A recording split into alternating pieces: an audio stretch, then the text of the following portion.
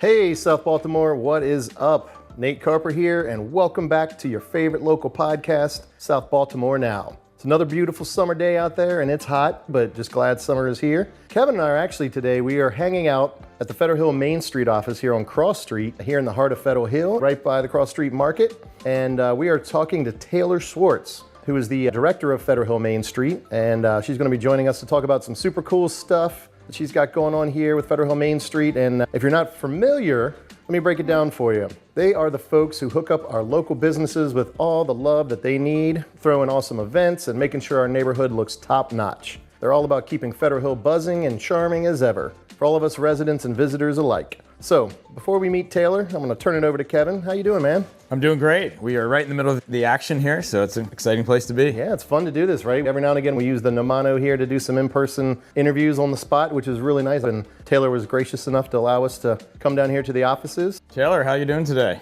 I'm good. I'm excited to have you all here. And this is a cool toy. Yeah, very cool. So Taylor, Federal Hill Main Street just went through a bit of a rebrand, so tell us about it.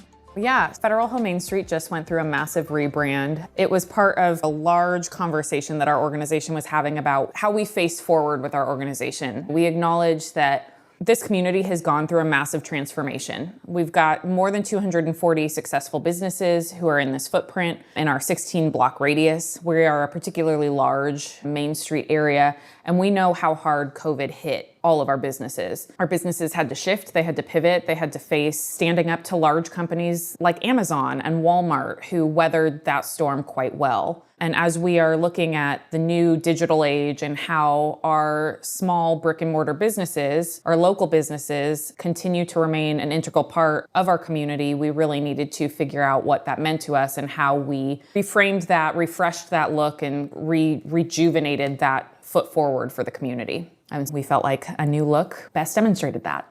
What is included in that new look? So we have a new brand, we have all new colors, all the standard fonts. With that, we've built a new website, which we're very excited about, as a tool both for patrons and for businesses. We're really proud of the work that we've done because we feel it's a lot more seamless, it's a lot more streamlined, we feel like it's a lot more forward-facing, the message is a lot more concrete, and the tools are a lot more user-friendly and accessible. Tell us about the new logo. What's going on there? So the new logo, when we sat down and looked at what makes us unique, we had our old logo, it was red, it was known for its font. We felt like we had aged past that, we had advanced past that, and we took note of what we admired in other communities. Now you've got Pigtown, who's known for their pig symbol, and that's kind of iconic for them. And we really wanted to establish something that was iconic for us. And so we thought through, what is it that the businesses say? What is it the patrons recognize? What is it that the residents value? And what we know is that we've got a space that we are proud of being walkable. We've got all of our very historic row homes, and we felt that the doors were a great emblem to acknowledge our history between all the people that live so close to our business district, live in our business district, participate in the business district, and all of the unique facade that we have within the business district. So it's a representation of kind of that cumulative experience that all of our patrons and businesses share in this unique space. And what are some of the features you like about the new website? A couple of things. First and foremost, we now have an integrated map. So when you go to our website, you can actually go to our Plan My Visit tab, and we've got a map that pops up with all of our businesses in the footprint. And you can search for things like food, and it'll bring up all of our restaurant businesses. You can search drinks, and it'll give you all the bars and coffee shops. You can go to shopping or nightlife or boutiques or experiences. You can search terms like local or community, and it will siphon out all of the information in our district to give you the businesses specifically that kind of fall into that category. One of the things that when we did a survey of our businesses, we had a couple of pieces of feedback that really helped to inform the decisions that we made about this website. And one of those things was that our businesses wanted better wayfinding. Now we have certain limitations because of our historic district on what physical wayfinding components we can put out on the street. But especially since we're looking at trying to make our district digitally accessible, we thought that a digital wayfinding tool would be a really neat integration, and we were able to bring that to our businesses and patrons.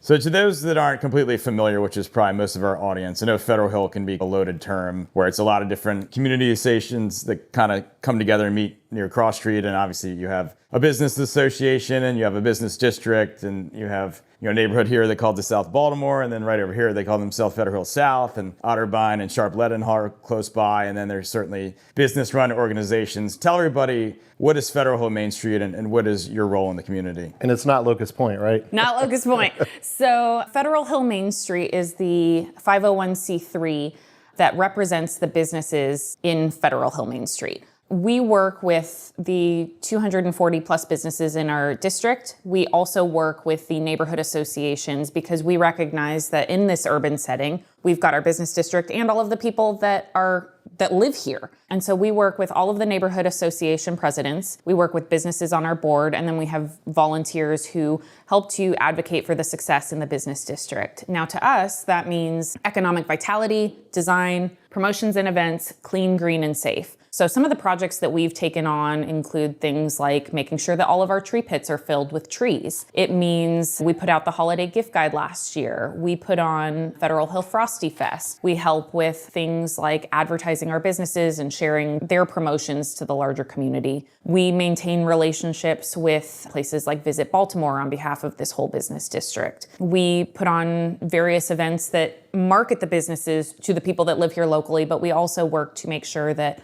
our district is being advertised to people who are coming into Baltimore to visit, maybe for conferences or trainings and stuff like that. So we're the organization that kind of oversees the whole success of this district with the help of our local residents. We are a member of Baltimore Main Streets. We have a very close relationship with them. We're one of the 9 main streets in Baltimore that is a Baltimore Main Street, but we are the independent 501c3 that oversees this particular business district.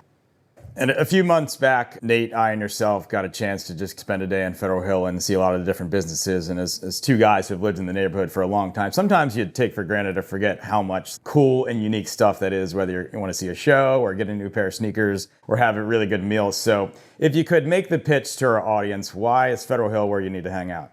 So as a person not from the area originally, I've fallen in love with this place because, you see it in magazines and it's like your day to night experience. You can come into the city and you can have your coffee, you can have your breakfast, you can have lunch, you can have dinner. You can have a date night. You can completely outfit yourself from head to toe. If you want to get your hair done, your taxes filed, your teeth cleaned, a new set of glasses, you want to get anything done, you can walk into Fed Hill and you can have every single experience that you need. Whether a date night, a babysitter, a tutor, we have a lot of things that people don't necessarily realize are like in the nooks and crannies that make our businesses very successful. And I'll just throw in oil change and tires change as well. Oil change, tire change.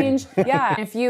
We've got places that you can stay in the area, so truly. And the other thing is what makes us also very unique, which I think makes us a deeply special part of Baltimore, is that we're particularly close to not only a lot of historic pinpoints in the city, but we're within walking distance of the stadiums. We're within walking distance of the downtown harbor. Really, if there's anywhere cool that you want to see in Baltimore that's not in Fed Hill, you can walk from Fed Hill there, or better yet, if you're visiting something else, Fed Hill is within walking distance if you want to come shop here or get your meal. We are perfectly positioned for all Baltimore experiences. Yeah, having lived here now for 14 years, growing up in a small city in Virginia, Northern Virginia area, and not being like in a major city like Baltimore, I've always said there's sometimes weeks I go and I don't even leave the peninsula. But I feel like this area with the community we have here, and we say this a lot on the podcast, we talk about community and just how awesome the peninsula is, of course, but just how amazing it is that it's like a one-stop shop down here. It's literally, you can get just about everything you need right here in this area of Federal Main Street and not have to venture out. You can. And I think that what makes this unique,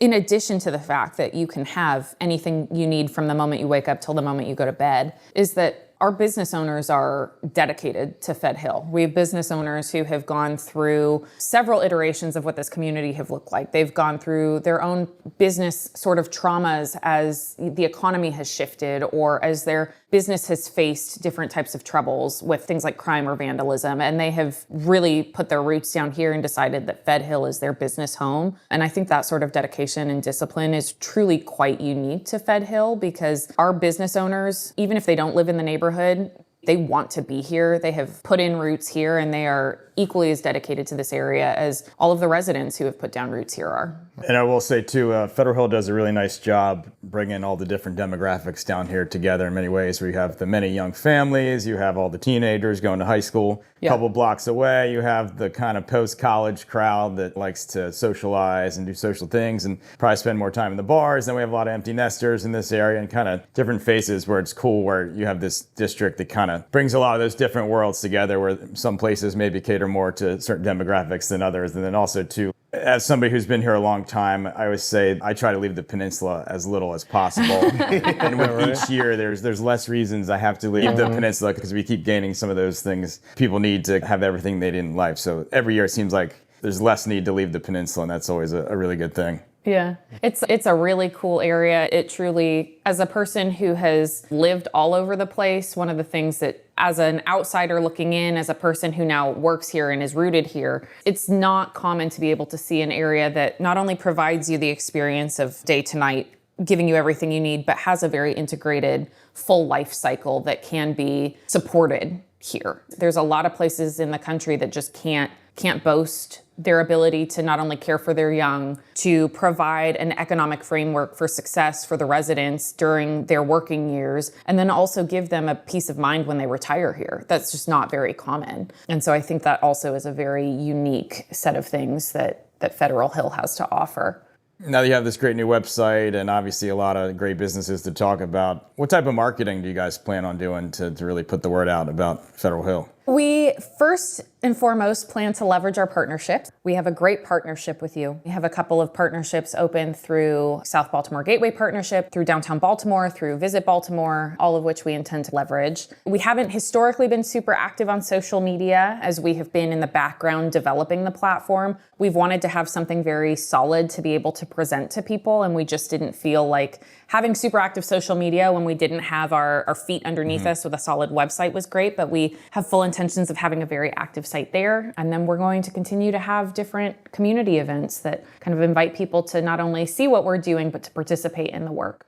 Obviously, Federal Hill's not the only main street in Baltimore. There's quite a few others. So what type of relationship do you have with the Pigtown main streets and Waverly main streets of the world? Like, what type of collaboration is there, and what type of ways do you guys try to differentiate yourselves? Ooh, good question. So the directors of the various main streets have a very strong relationship. It's a very unique job to sit in the director of a main street position, because you are navigating so many cooks in the kitchen, like you referenced earlier. We have the community that we answer to, we have the city that we answer to, we have the businesses that we answer to, we have the residents that we work with. And so we talk often about how to best navigate the challenges of the city, because what people oftentimes will confuse about our office is that we work on things like design and safety. We don't have a lot of control over those things, because those things require city approval. They require city permitting. They require a lot of other people from around the state to give us permission to do those things. So our job is to advocate and ask on behalf of the businesses, but we can't always make those promises. And so we often will be discussing how to leverage what power we do have in our offices to help support the businesses best. What tools we're using to help expand our office's capacity. What different things are coming down the pipeline to ensure business success. Talking about things like how we address vacancies and facade grants. And those things are all, as much as all of us wish we could just wave a magic wand and fix those things, those are large hauls. And so we are oftentimes exchanging resources to see how we can take on those things, because we recognize that Main Street is an integral part of the economic success of Baltimore as a whole. We all see ourselves positioned in our own footprints with the businesses that we manage, but we know that independently our districts represent a huge economic impact on Baltimore as a whole. So we talk about how to expand our footprint, not in land space, but in our reach for drawing business to Baltimore. From like a prospective business owner's view, let's say Nate has come up with an incredible creation in his kitchen, or maybe something really good at the crafts table, and he's ready to open a business in one of these retail storefronts down here. What type of resources do you have for these prospective business owners? First and foremost, we have just recently applied for Project Restore, which is money that helps to bring new businesses into the empty storefronts. We have an intimate sort of relationship with the state, and we're regularly applying for more grants that help to not only help with facades, but getting new businesses in, outfitting those businesses, renovating the buildings. So we've got those sorts of resources available. Additionally, our office has all of the tools that a business might need when they're talking about things like permitting or needing to know what it means to hire a minor or needing to know what it means to work with the state. We've got tax resources. So when businesses have decided that they are prepared and ready to take on the 17 hats it is to be constantly wearing when you are a small business owner, we're here to provide the additional resources and support for the questions that they may not yet have asked themselves. And speaking of that, grants and how you advocate for businesses and so forth, on May 23rd, I saw on Facebook, you got to spend the day in Annapolis with the governor.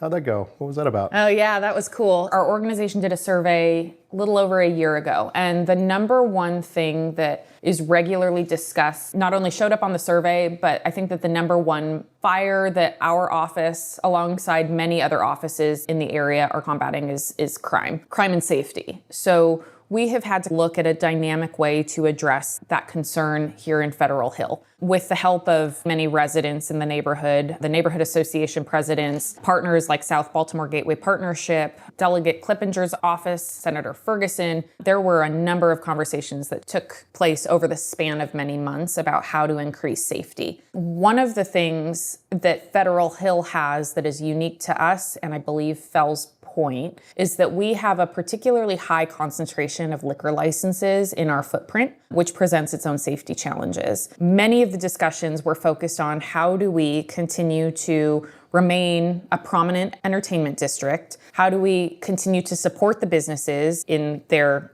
utilization of their liquor licenses? How do we stand up next to the bars and support them, not have to go against them in what makes them the most amount of money, but also make the district safe? And so the discussions that were had were around Senate Bill 774 getting passed, which opened up a new stream of funding for business districts with a specific concentration of liquor licenses to help encourage more safety initiatives in areas where crime and safety is a concern with those amounts of liquor licenses. Yeah, they opened up that funding, and it was the work of many. Taylor's got her head on a swivel at all times. I do have my head on a swivel at all times. It's okay. I like it. Yeah. And speaking of that, we got to know a lot of the initiatives that you have going on, the rebranding, refresh, all of that, some things that you've been focused on here. But tell us about you. How long have you been in this role, and what drew you to this originally? Sure, yeah, absolutely. So I have been in the job since October of 2022. I lose track of time at this point. I've just lost track of time at this point. Having a new baby at home will certainly make you lose track of time. Yeah. Yeah. What originally drew me to this job, I have a long history in working with nonprofits in various leadership roles. It's the career path that I've chosen. I love working in nonprofits. And the funny thing is I don't actually believe in nonprofit work. I think that most nonprofit work is propping up government aspects that are failing. That's why I chose to go into nonprofit work, because I take the work so deeply seriously, because if nonprofit work didn't exist, we don't have another thing to fill the gap. And people deserve to live in a society that reflects their values. And government alone doesn't have the capacity to do that oftentimes. I've remained in nonprofit work for almost the entire tenure of my professional career. And prior to here, I was helping to set up refugee camps abroad. I've worked in things like fighting child trafficking, and pick a thing I've probably done it at this point in the nonprofit sector. Those things have all been really valuable work, but they've also been really heartbreaking work. And I saw the job listing for this, and it looked like fun. I wanted something that allowed me to utilize my nonprofit experience, my leadership experience, and to do something that was creatively charged that benefited community. As a person who has worked in various forms of response in nonprofit work, I know what it means to have an economically vital area. I know what it means to have a functioning community. I know how those things combat all of the things that I've done in my previous lines of nonprofit work. Those things like child trafficking or needing to have refugee work, those things don't just happen. They happen because community has failed somewhere along the way, because systems have failed, because government hasn't worked. And so I wanted to go someplace that didn't break my heart. And I wanted to be able to invest in community. I wanted to be able to help build community, because I know that while the work is slow and the needs are urgent, being invested in this type of work is what really does change the content of a person's life. It changes the quality of their life. It changes